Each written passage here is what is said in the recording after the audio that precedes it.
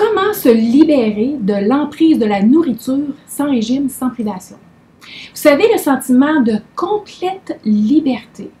Lorsque même si vous voyez une boîte de beignes, une boîte de muffins ou un sac de chips ou votre aliment préféré par exemple, vous n'avez aucune envie de vous gaver de ces aliments-là ou tout simplement, c'est tout simplement sans effort que vous choisissez de ne pas les manger. De la même façon que vous choisiriez de ne pas manger un plat de céleri par exemple.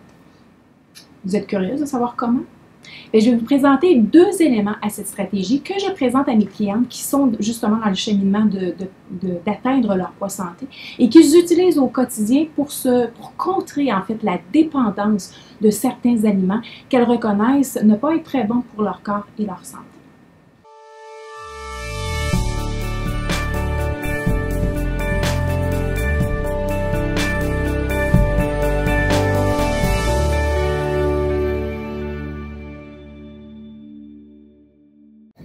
Bonjour, je suis Nancy Lehoux, coach PNL et fondatrice de la méthode Perdre tes kilos avec ton cerveau. Je suis une adepte de l'être humain et mon but, c'est vraiment d'aider les gens à se réaliser pleinement dans tous les aspects de leur vie et je les aide à transformer leur vie, certains aspects de leur vie à travers la reconnaissance de qu'est-ce qui les bloque et d'intégrer des nouvelles habitudes dans leur quotidien, des habitudes en fait qui sont basées sur le fonctionnement naturel du cerveau. Notre cerveau, il fonctionne tout simplement naturellement et si lorsqu'on connaît comment il fonctionne, on peut en prendre avantage et il devient notre ami. Alors voilà, si vous êtes intéressé et vous seriez intéressé à voir toutes ces capsules que je mets à chaque semaine, eh bien je vous invite à vous abonner si ce n'est pas déjà fait. Allons-y avec, pour vous présenter un petit peu ces aspects, je vais vous présenter l'histoire de deux personnes, en fait deux de mes clientes. L'histoire de Julie qui illustre le premier élément que je veux vous présenter. En fait, Julie, c'est une gestionnaire, ça fait à peu près 15 ans qu'elle travaille pour une entreprise privée de Montréal.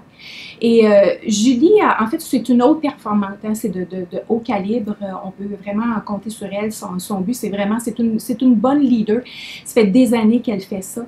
Elle adore son travail, elle-même, il y a un certain apport de stress, mais c'est quelque chose qu'elle est quand même capable de contrôler. Et en parlant de contrôle, justement, elle est très fière de dire qu'elle est capable de résister à toutes les tentations ou presque.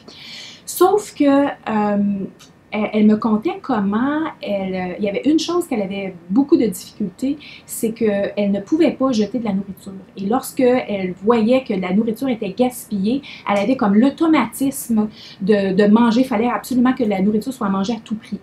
Donc, c'est comme si, dans le fond, c'est elle-même qui disait ça. C'est comme si j'étais comme la poubelle. Il fallait que je vide des assiettes des autres. Je pouvais pas, fallait pas.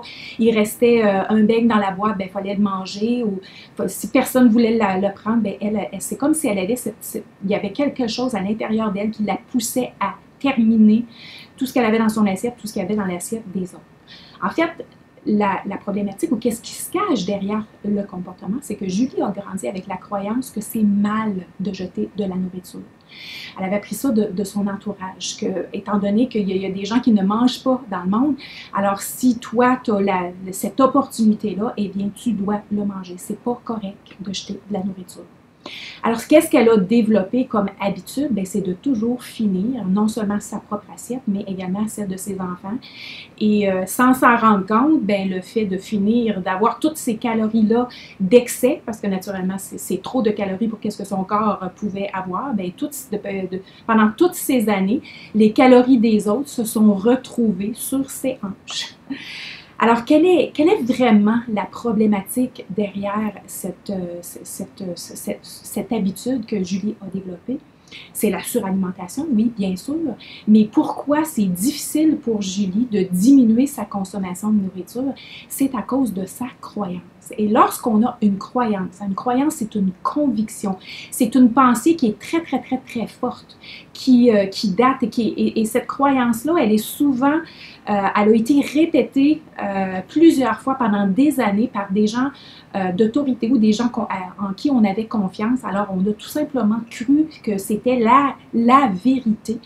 Et la vérité pour elle, c'est qu'elle ne peut pas gaspiller de nourriture. C'est vraiment mal. Alors, elle se sent mal. C'est inconscient. Elle se sent mal.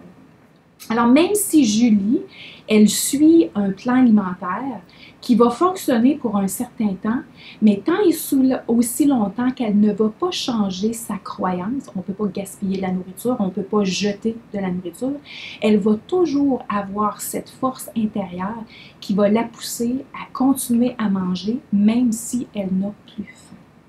Alors la prise de conscience, donc l'élément de base à prendre conscience ici, c'est que si vous ne prenez pas conscience de ces messages qui vous viennent en tête comme ça, vous serez toujours poussé à continuer de manger de la façon dont vous avez appris à manger depuis que vous êtes tout jeune.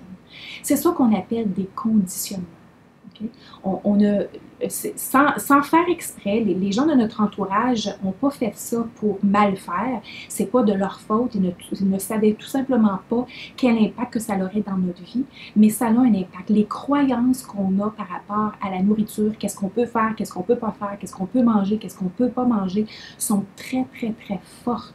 Et ça conditionne notre façon de manger actuelle. Alors, lorsqu'on sait qu'on a pris conscience qu'on mangeait trop, la suralimentation, derrière, il peut y avoir une croyance très forte qui nous pousse à manger davantage. Alors, si on ne change pas cette croyance-là, on va toujours avoir le même réflexe de finir les assiettes des autres, finir la nôtre et les assiettes des autres. Le deuxième élément que je vais vous parler aujourd'hui, je vais vous parler à travers de l'histoire d'Esther.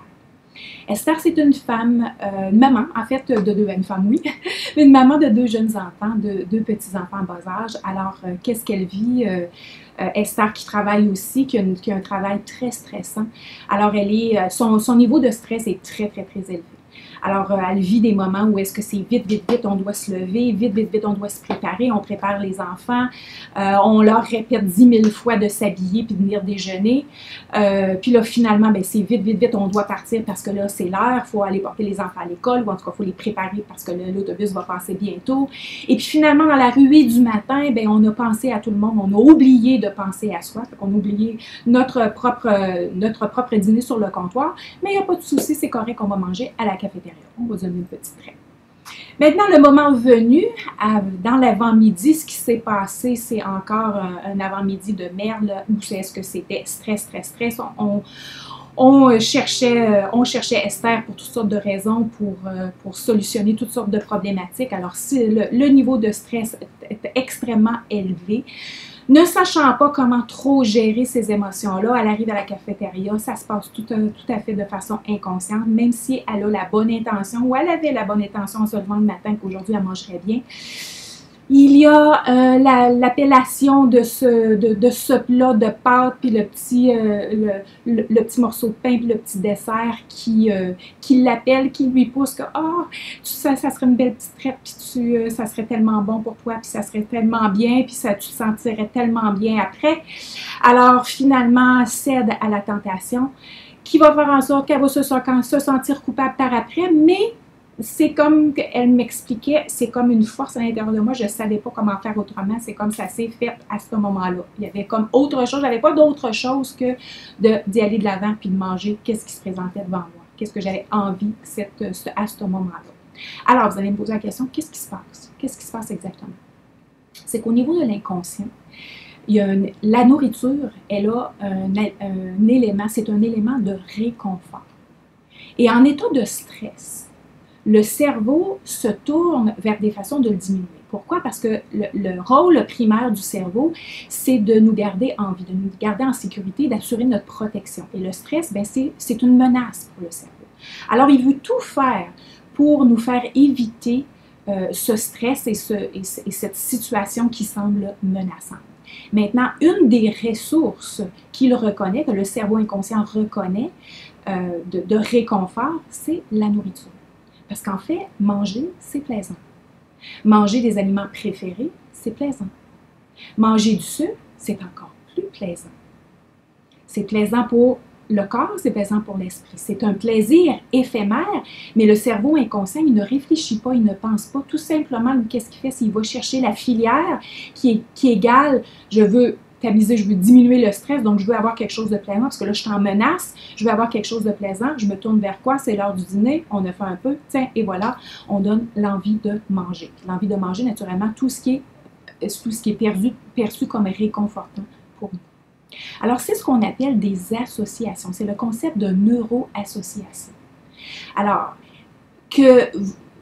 si vous voulez changer un des comportements, donc changer le comportement qu'au moment où est-ce que j'arrive, même si j'ai eu une journée stressante, même si j'ai eu un moment stressant, je veux changer cette habitude d'avoir tendance à manger par réconfort, ou tout simplement les gens vont dire je mange mes émotions, je me sens en stress, je mange, je suis contente, je mange, je suis fière, je mange. Dans le fond, c'est que je mange mes émotions. Et en fait, c'est prouvé que plus de 80% des gens qui ont un défi avec la nourriture sont des mangeurs émotionnels. C'est-à-dire qu'une des raisons pour laquelle ils ont pris conscience, qu'une des raisons pour laquelle ils se poussent ils se tournent vers la nourriture, c'est pour combler une émotion quelconque. Un sentiment de réconfort, ça peut être un sentiment de vide, ça peut être l'ennui. On se tourne vers la nourriture pour combler une émotion quelconque. Alors, la petite réflexion que j'ai pour vous, c'est est-ce que c'est un défi pour vous? Est-ce que la nourriture est un élément de réconfort? Est-ce que la nourriture est un élément de récompense? Est-ce que vous utilisez la nourriture comme moyen pour diminuer votre stress? Et probablement que vous avez besoin de réfléchir et de vous observer. Alors, c'est ce que je vous amène à faire cette semaine. Observez-vous. Donc, avant que vous mangiez, ou observez, peut-être que vous allez le faire après, ou pendant que vous êtes en train de manger, posez-vous la question, qu'est-ce qui a fait en sorte que j'ai choisi ce style de repas-là? Surtout si vous ne l'avez pas préparé à l'avance. C'est souvent ça. Quand on n'a pas préparé notre repas à l'avance et qu'on mange de façon spontanée, donc on fait un choix spontané. Le choix, il est inconscient majoritairement, parce que, encore une fois, comme je vous dis, on fonctionne à 95% de façon automatique. Alors souvent, le choix, il est teinté de l'émotion qu'on est en train de vivre.